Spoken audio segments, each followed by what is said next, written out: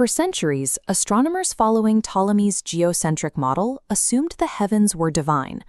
Because of this divinity, they believed celestial bodies could only move in perfect concentric circles around the Earth. Even when Nicolaus Copernicus shifted the center of the universe from the Earth to the Sun, the geometry remained unchanged. He still relied on the assumption that planets traveled in flawlessly circular paths, but the data didn't match the math. In the late 16th century, Tycho Brahe compiled decades of meticulous naked-eye observations that defied these circular models. Mars, in particular, consistently appeared several degrees away from where the circles predicted it should be. To fully align the math with physical reality, the concept of the perfect circle had to be shattered. Johannes Kepler eventually realized that nature favors dynamic complexity over rigid geometric perfection. This discovery provided the groundwork for our entire understanding of modern physics. Kepler's first law, the law of orbits, identifies the true shape of planetary paths. All planets move in elliptical orbits, with the Sun situated at one of the focal points, rather than at the center. You can visualize an ellipse by fixing two pins and looping a string around them.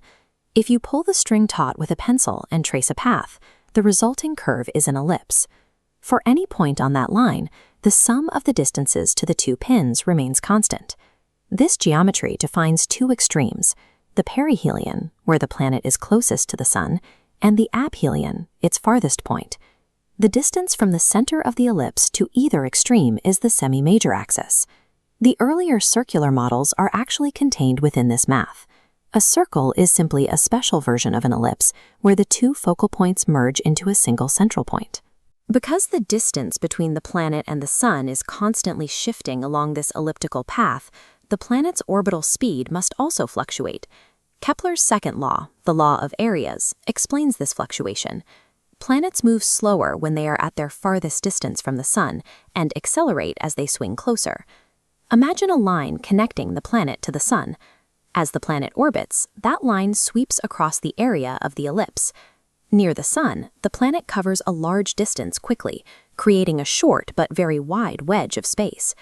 When the planet is farther away, it moves more slowly over that same interval of time, creating a long, narrow wedge. While the shapes are different, the total area inside both wedges is exactly equal. The reason this geometry works is because of how forces act in deep space. Gravity functions as a central force. Because the gravitational pull acts directly along the line connecting the Sun and the planet, there is no external torque to change the planet's rotation. This means the planet's angular momentum is strictly conserved throughout its orbit. Mathematically, the rate at which area is swept over time is equal to the angular momentum divided by twice the planet's mass. Since both values are constant for the planet, the rate of area swept remains perfectly uniform.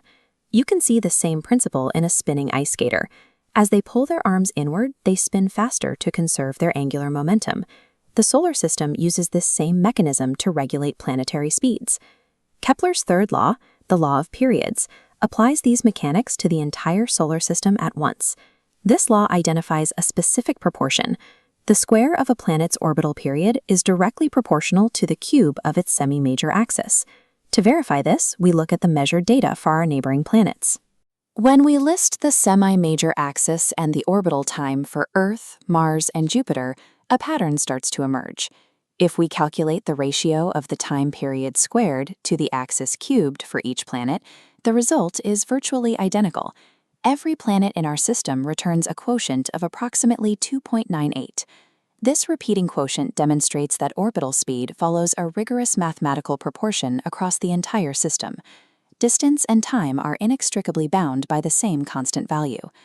With all three laws combined, the solar system functions as a unified, predictable mechanism. Each planet accelerates and slows down with mathematical precision. Kepler provided the first perfect description of how planets moved, but his work was purely kinematic. He mapped the motion without knowing the physical force that actually caused it. Years later, Isaac Newton used Kepler's precise, data-backed formulas as the foundation for his own research. By analyzing the centripetal acceleration required to maintain Kepler's elliptical orbits, Newton was able to formulate the universal law of gravitation.